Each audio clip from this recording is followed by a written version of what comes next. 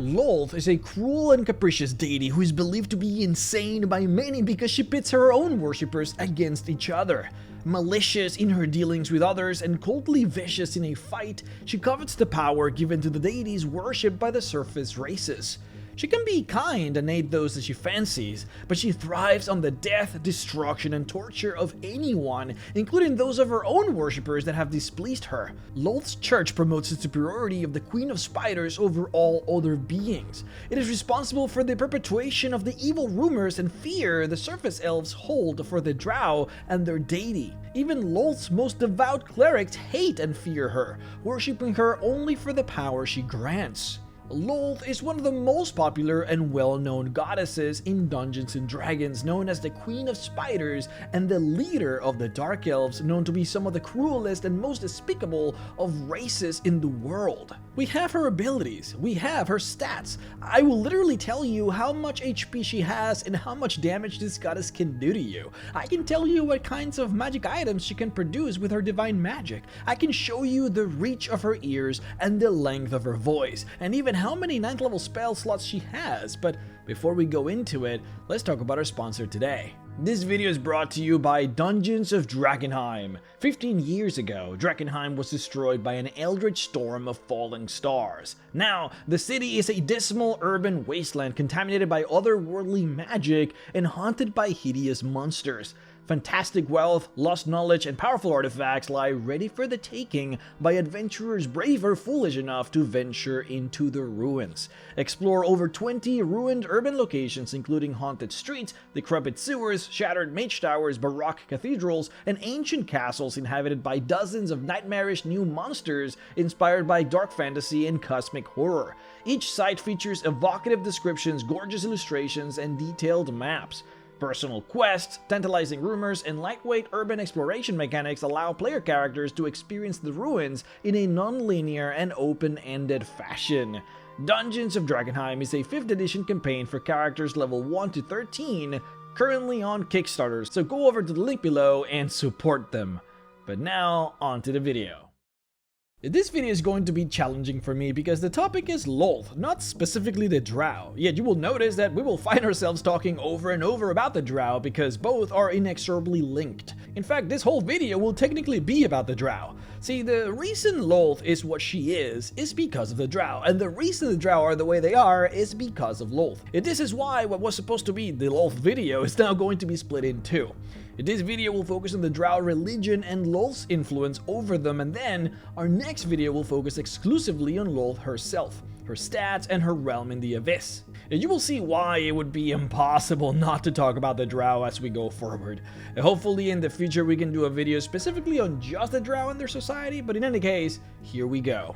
Quote, "If Drow life and culture are driven by a single force, it must be their faith. The Drow are pantheistic in only the loosest sense of the word. Humans worship a variety of deities equally. Elves revere Coril and Larithian above all others, but their religion is replete with other deities that are nearly as important. But for the Drow, there is only Lolth." End quote. This comes as a surprise to many people, including even the actual scholars and adventurers in the world who know that the Dark Elves have a whole pantheon who they call the Dark Seldarine. Many believe that because they have this pantheon that they must venerate them as gods, but that's actually not fully how it works. These deities are secondary at best, mere shadows in the presence of the Spider Queen. In fact, they go even further. The Drow don't even actually consider them true gods. They merely honor them as powerful servants of Lolth, and in some cases, as the literal divine children of Lolth. But at the end of the day, it is her who the Drow fear and respect. The Drow are a perfect example of what happens when you let an entire species be dominated by a single powerful deity. There are other examples, of course, Grumsh, who dominates the orcs, and MacLeod, who controls the goblins, but even them have relatively strong pantheons with different views and conflicting opinions. The closest another race might even get to what Lolth has on the Drow might be the kobolds, who are governed by Kortulmak, and he alone. Their entire life revolves around this lesser god, and they dedicate their entire existence to it. In these cases, the personality of the god becomes the culture of the species. A big difference, of course, between the kobolds and the Drow are that the kobolds venerate Kortulmak. The Dark Elves fear Lolth. Quote, religious practice is not a voluntary activity among the Drow. Because the priestesses rule Drow society to the extent that any one institution can be said to do so, they ruthlessly enforce the worship of Lolth, demanding participation in her rites and often punishing failure to take part by making the transgressor their next sacrifice. The priestesses rarely find themselves forced to take such steps, however. The worship of Lolth is so heavily ingrained in the culture that most Drow participate willingly, out of a mixture of reverence and terror for the goddess. As should be expected from so violent a society and so rapacious a deity, the holy rites of Lolth are brutal and bloody affairs. A living sacrifice is the central tenet of all, but the most minor of rituals. The Drow worship not out of love, but out of fear, and their faith demands that their fear be spread to others. Lolth watches, Lolth tests, and above all, Lolth consumes. End quote. A sacrifice is the name of the game in Drow society, specifically when it comes to veneration and religious offerings. Now, you would imagine that any reasonable evil goddess might desire the sacrifice of her enemies, but you have to understand, Lolth has never been known for being reasonable. In fact, let me reiterate the very first sentence that I ushered at the beginning of this video. Lolth is a cruel, capricious deity who is believed to be insane by many because she pits her own worshippers against each other. Her favorite sacrifice is actually her very own people. And again, you might think probably those who don't venerate her. Perhaps she desires as a sacrifice those Drow who refuse to pray to her, or perhaps traitors or criminals. But no, you would be wrong again. The most devout and the most powerful of priestesses, that's what she craves the most. If her most powerful, her most willing and most helpful servant were to be sacrificed in her name, she would but rejoice. But hey, this is the video where we go deep, so let's go through it. She prefers sentient creatures over non-sentient ones, humanoids over non-humanoids, and Drow over elves. She prefers more powerful sacrifices to weaker ones, and her own priestesses over all others. That being said, the Church of Lolth, in this case being the actual women who run the clergy, very rarely make sacrifices of themselves for obviously self-preservation reasons. They also don't make it a habit to infight between each other, though this still happens quite regularly. Instead, they use Lolth's desire for Drow sacrifice as a way to control the community. If you break the rules of the church sacrifices you to Lolth. And most rituals will have slaves be sacrificed, but the church will not waste a Drow who breaks the rules. Now, these prayers, rituals, and ceremonies are not there to help the community. Lolth does not pity or help the Drow. In fact, asking for help as a form of prayer is considered to be disrespectful to Lolth. Asking for help is a sign of weakness, and it is extremely insulting to the goddess. You are more than likely to be hit by a disease convoked by Lolth and get help from insulting her in this fashion. Instead, every single prayer and offering to Lolth is instead a prayer to be tested. Only by overcoming adversity and showing Lolth your worth is how you win her favor. One of the most common short phrases or prayers said by Drow scouts when encountering outsiders and enemies is Elia Lolthu, which is Elven for Test Me Lolth. It should also be mentioned that all prayers are recited in Elvish. Lolth is an Elven goddess, you cannot forget that. Quote, devotions to the goddess are not to be sullied with words adopted from other races, end quote. Otherwise, though, speaking in Undercommon is generally fine for normal conversation, but keep in mind that the Drow are proud elves, and Elvish is their main language. Now, a good example of the hardships that Lolth inflicts upon Drow society are the constant tests that she forces them to go through. Tests that at their core are meant to pit Drow against each other to always keep them in fear. Quote, only the strong can be allowed to thrive. The weak must be cold. This is a central tenet of Drow culture and a primary law of Lolth.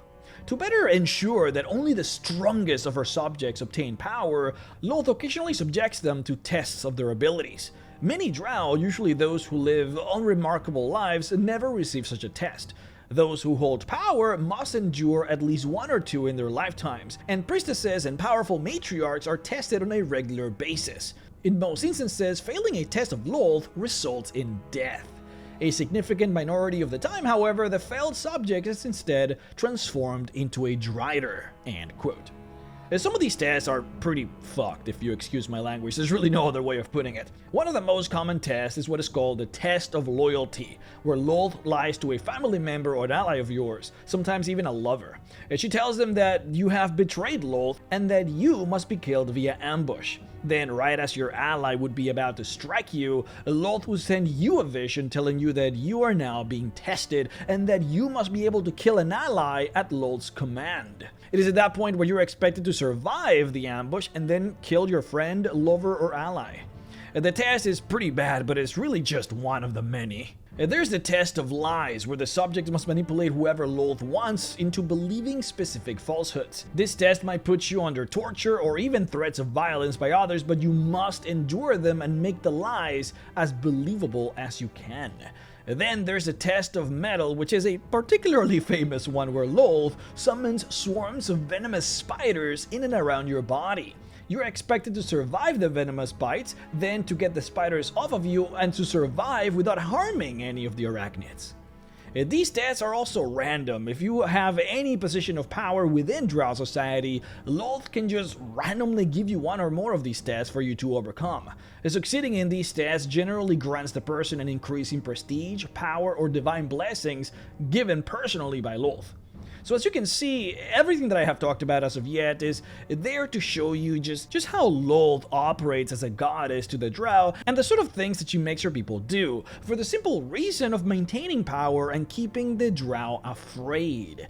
And it works. All these tests, all the power that Lolth grants her priestesses, and the fear the priestesses themselves have, it's also that Lolth can keep her iron grip on the people. The Church of Lolth is not there to counsel the faithful in times of emotional turmoil or any crises of faith. They are there to be the minions of Lolth, to announce her rules and then enforce them. The literal responsibilities of the Clerics of Lolth are 1. To force the Drow to follow the rituals and prayers, and 2. To enforce her rules upon the people. That is literally all they do. Now, what's interesting about Lolth in particular is that she's extremely active when compared to other gods. If you're a Drow and you curse her name, and you're within a believer's ears or within a church's distance, she will probably just strike you down right then and there. If there's a big ritual sacrifice going on, as in like a relatively high priestess is being sacrificed, you better bet that an avatar of Lolth will be there. For all intents and purposes, she can be very hands-on with her approach as a goddess. And if you are a high-level Drow, you will literally interact with her. Quote, Lolth can appear as a giant black widow spider with crimson eyes, or she can change into the form of a human-sized, exquisitely beautiful female Drow. In this form, she often clothes herself entirely in clinging spiders, but sometimes wearing Drow chainmail styled into artful dresses or tunics. She can also combine the two forms, appearing as a giant spider with a coldly beautiful female Drow head. This is the form in which she is usually found in the Abyss, and it is thought to be her true form. End quote. Now, even though she is always very active and very often present, she seldom gets into the thick of things. She prefers to just watch from the shadows and enjoy the suffering and struggles of those that she's interacting with. When she wants to make someone know that she is watching, she typically causes a smirking pair of lips to appear on any present spider. The spider would then also glow with a flickering purple fairy fire. If no spider is present, then Lolth instead creates a smiling spider-shaped shadow of giant size.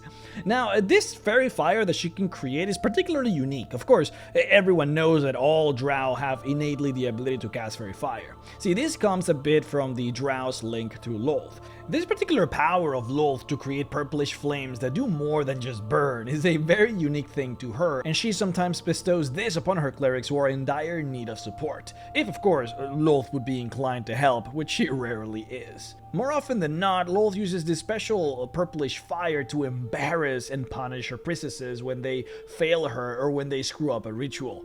In such events, this interesting looking glowy fire spreads out from the ritual scene and then expands towards the offending clerics, burning and destroying their magic items.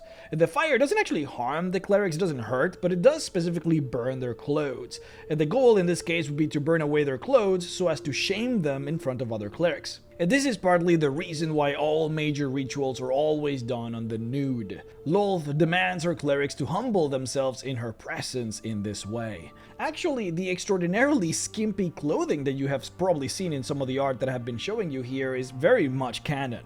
It's also not just the Drow priestesses, but many Drow, particularly the wealthy, they actually wear the most revealing clothing that they can get, to the point where they may even just wear webbing as cover, which is very much transparent. I should also mention that males are not allowed to be clerics of Lolth. Lolth considers men to be disgusting and filthy and far beneath women. Because of this, women run Drow culture and society, and the only position of power that a man could strive for is to be the lover of a powerful Drow female. Now, that being said, things do get pretty crazy in Drow society with sex. Drow culture is notoriously known for its wild orgies. They really do go crazy. These people literally summon demons just to have orgies with those demons. That's where these guys come from, okay? But we're not here to talk about any of that. I mean, there's tons of crazy shit that happens here. Hopefully when we make our full video on the Drow, we could talk about all these different things, including why female Drow dress the way they do, which is actually really interesting, but we're trying to focus on Lolth here, so let's stay focused. A very powerful spell granted to Lolth's clerics that really showcases this particular dominance that women have over men, that is effectively encouraged by Lolth because she's the one granting the spell, is called Meld of Lolth. A 6th level spell where a cleric can effectively dominate specifically a Drow male.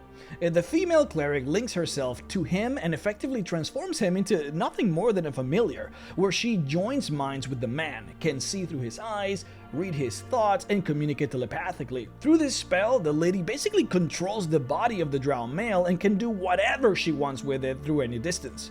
Further, she can cast spells with his body as if it were her own. Since a Drow male's life is just simply worth less than the cleric's, and she can take this body into combat without fear that it might end up just getting him killed. In any case, like I said, Lolth mostly just likes to watch the events that unfold around her, and she's more akin to spinning her webbings in the dark and seeing how her machinations affect the world. But when she does want to directly act, she typically does so through her personal handmaidens, the yochlol. These creatures are demons created and controlled by Lolth from her demonic realm in the Abyss. They're typically summoned to function as an emissary of the Queen, and the word of one is generally interpreted to be the word of Lolth. Now, Drow summon these by using a big brazier of burning oils, which is fashioned from valuable black materials such as onyx or obsidian. The flames of the ritual fire transform into an interplanar gate that temporarily links the prime material realm with the 66th layer of the Abyss, and through this link, the yochlols come forth. The creature can only stay within the prime for as long as the fire burns. When the fires go out, the yochlol gets sent back. Now, of course, the yochlols are shape changers who can adopt a female Drow form, which is typically what they do when communicating and traveling through the prime. These creatures are very important in Drow society because, according to the church, these creatures are what priestesses turn into when they die as a follower of Lolth. This would be the equivalent of an angel for them. Now, Lolth being so active as a goddess and all Drow being forced to participate and venerate her, it makes her dogma particularly important. A dogma for a god is like a set of rules that one must follow in order to obtain its approval.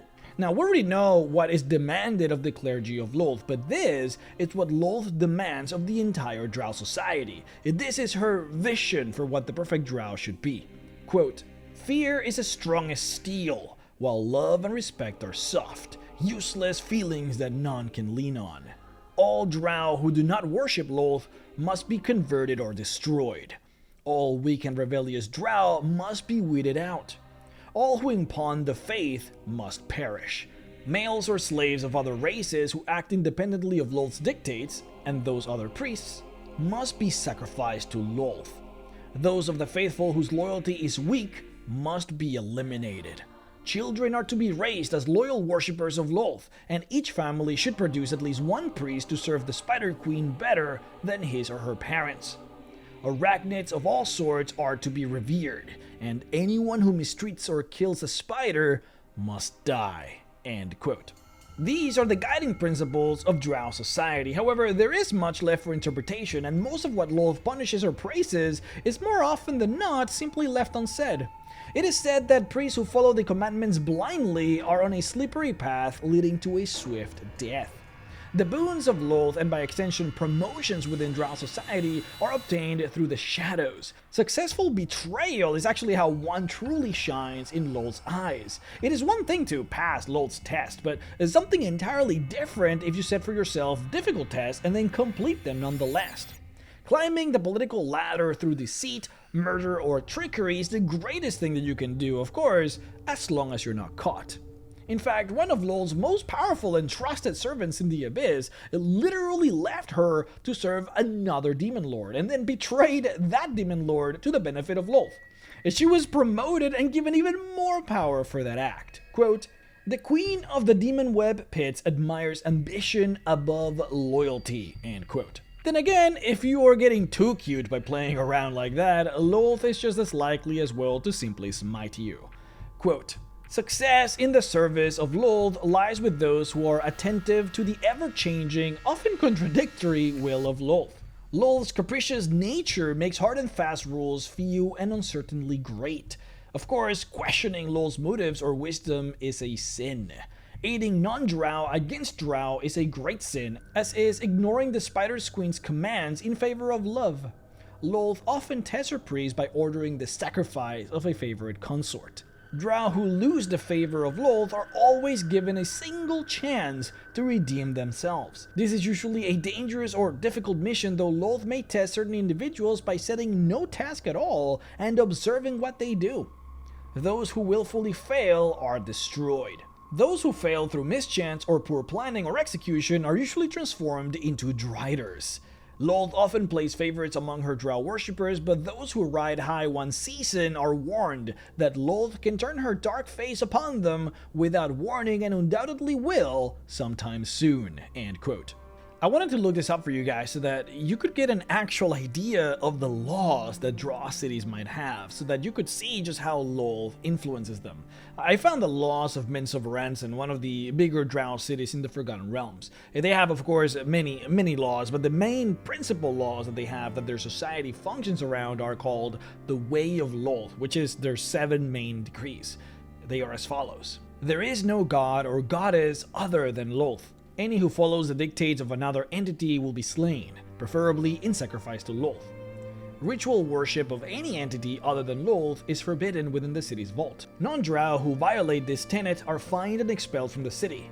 Second offenders or any Drow who do so are slain.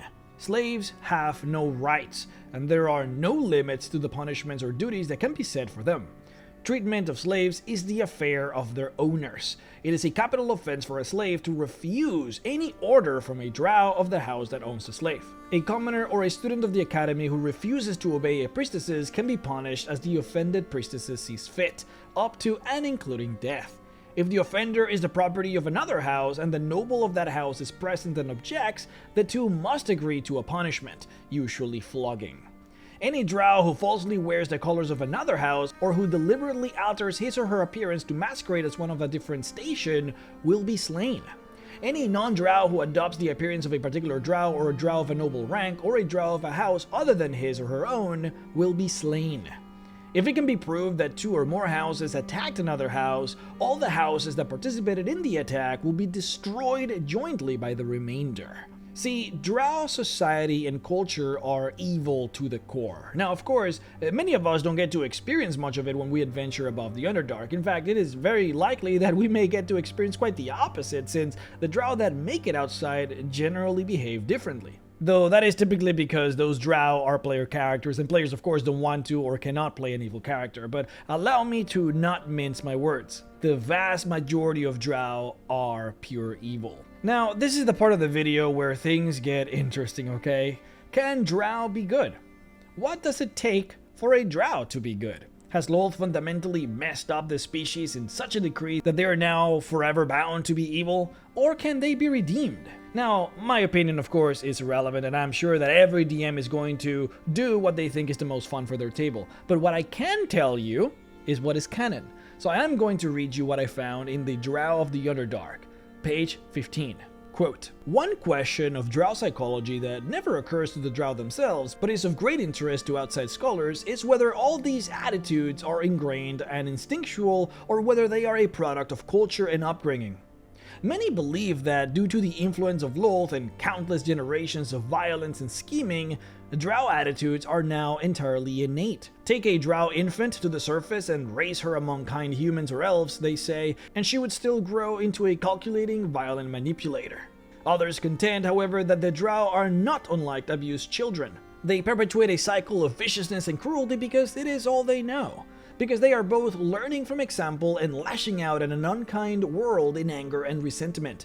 If that cycle could be broken, they argue, if a population of Drow could be raised away from the influence of Lolth and the culture as it currently exists, they could grow to be very different individuals.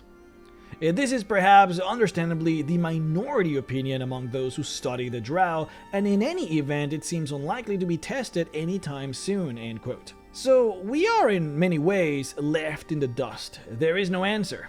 We know that those that study the Drow believe that their evilness is now innate, perhaps similar to the orcs, of which the blood of Grumsh flows in their veins and prevents them from goodness. To give you an idea of just how Drow behave, I will describe how a typical Drow city would be seen thanks to how Lolth has shaped their species. I will of course give you a direct quote. Quote, "In Drow culture, treachery and murder are commonplace, as are acts of debauchery. Drow in this setting routinely have orgies with demons and engage in despicable acts of bloodletting. Although the tenets of Drow society are presented tactfully, players should be under no illusions. Menzoberranzan is populated by vile and capricious sadists who seek to improve their personal standing through the suffering and misery of others. Despite its members being born of chaos, Drow society is governed by a deeply entrenched hierarchy. Each Drow divides everyone else, including other Drow, into 3 categories. Those with more power who must be appeased and placated, those who are useful to one's own advancement who must be exploited in all ways possible, and the weak who are worthless except as labor or disposable troops.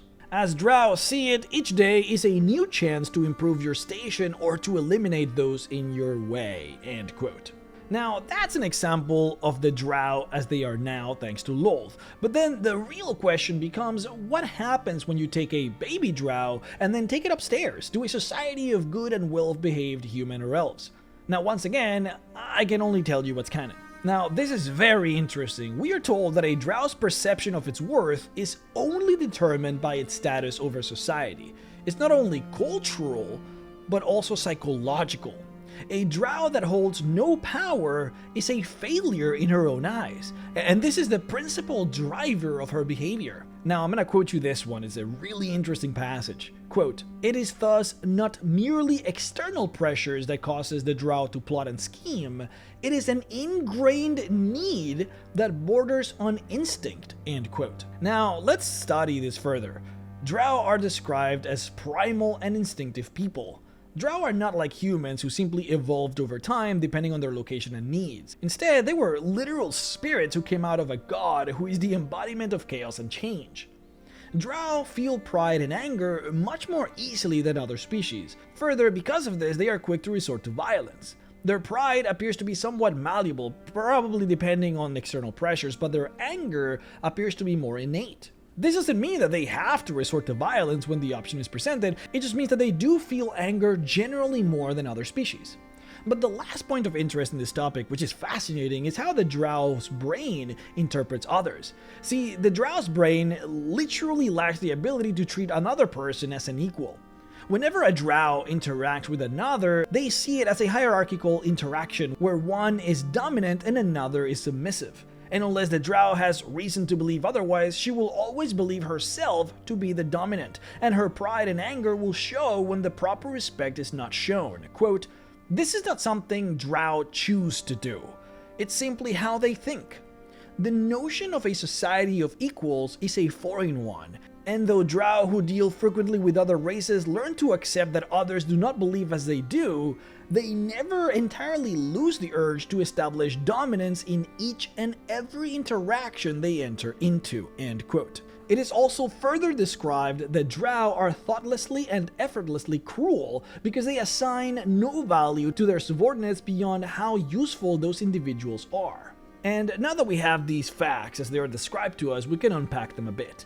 The Drow, as they are now, have a lot of innate issues that tilts them towards evil in society, seemingly at this point without even the machinations of Lolth. However, it is worth mentioning that even a person who sees themselves as superior to others and is prone to anger and even cruelty amongst those beneath them can still live a happy, successful, and dare say good life in society. It is canon, after all, that many Drow reject the evilness of Lolth and purposefully choose to die rather than succeed in Lolth's tests, especially those that demand of them to kill their husbands or friends. This happens. It is canon that those who don't adapt to Lolth's way simply die in Drow society, so it stands to reason that there would be many more Drow who would stand against her and her evilness if they simply were not killed. And then there's of course Eilistraee, the one good god of the Drow. If you thought that I would have a video on Drow without mentioning her, you were wrong. She's of course my favorite goddess in all of Dungeons & Dragons, you guys know that very well at this point. Eilistraee fought against Lolth when she betrayed Corellon, but when all Dark Elves were banished, she chose to self-banish as well, even though Corellon wanted her to stay in heaven. She figured that the Drow would need her light, because otherwise they wouldn't have any other god to help them. And so she guides the Drow who wish for a better life. Those Drow who churn the teachings of Lolth and wish for a new beginning above ground can hear the music and see the light of Eilistraee as she protects them and guides them towards the moonlight above. She is the only guiding light amidst the darkness that Lolth creates for the Dark Elves, and where Lolth demands sacrifices, betrayals, and obedience, Eilistraee simply asks of the Dark Elves to dance freely in the moonlight, to shed your chainmails and weapons and frolic freely and openly amongst the stars. Hey guys, thank you for watching the video. We finally have merch, and nothing actually Mr. Rex related or anything like that. I don't actually think you guys would want that, but instead, I have hired some incredibly talented artists to get you all some amazing, sick D&D shirts. I wanted to have this shirt ready for the video, and I'm so happy that I managed to do it. But if you're a fan of Lolth and totally approve of the Queen of Spiders, then this one is pretty great. You can see that it has different art for the front and the back. We also have my favorite goddess, of course, Eilistraee. With this shirt, you guys can help me simp for her with me. I managed to track down the artist for this piece of art, as it was by far my favorite interpretation of Eilistraee that I saw while doing research on my video on her. It's fantastic. We also have a very sick design for the Erinyes. They are what happens when you have a fallen angel become a devil. We did an entire video on them, and you guys loved it so much that I wanted to create one of them as well. I got them done with the signature helmet that they use as the arbiters of the law in hell. But yeah, if you guys like my videos, if you want to support me and the channel, then please consider going over to the link below and checking the store and see the shirts for yourselves. And the shirts will only be available for 2 weeks. The Lolth and Eilistraee shirts are here for just these videos, so after 2 weeks they will be gone forever. I would like to personally thank my Patreon supporters Barry Mascan, 5e Magic Shop, Morgan Johnson, Rusty Rain, Duck Feeder, The Great Codini, Terry Culp, Omega Scales, Osol, Alex Cookson, Benjamin Bosters, Falky951, Ordoric, Prince Daylight Morning Crown, Sabim Kurshap, Solarensis, Thomas Hunt, Bushido Burrito, Nathan McComb, Soulless Rider, Lost Crusader, Mr. Salty, Stalia, Brian Kemp, Chad Aga, Steven, JD Green, Olaf Kleb, Trev909, Tony Arcee, Famine52, George Futland, Sovereign Mind, Trevor Hess, Draglugia 5, The Living Guild Pack, Michael Walker, Streeblo, D-Scribe, Herbert Johnson, The Wizard's Vault, Dragon 19, Guy 97, James the Perverted, Shoddycast, Hiram at Questing Under Their Influence Podcast, Horrorbound, Jeffrey A. Alexander, Jesse Feliciano, and Anikon the Wolf of Shadows for supporting me on Patreon at the $25 level. If you would like to support me as well, then please head on over to patreon.com/Mr. Rex to support. Alright guys, thank you so much for watching. Thank you so much for being here and liking the video and doing all that good stuff. Make sure to check the shirts. Please check them, and I'll see you all next time.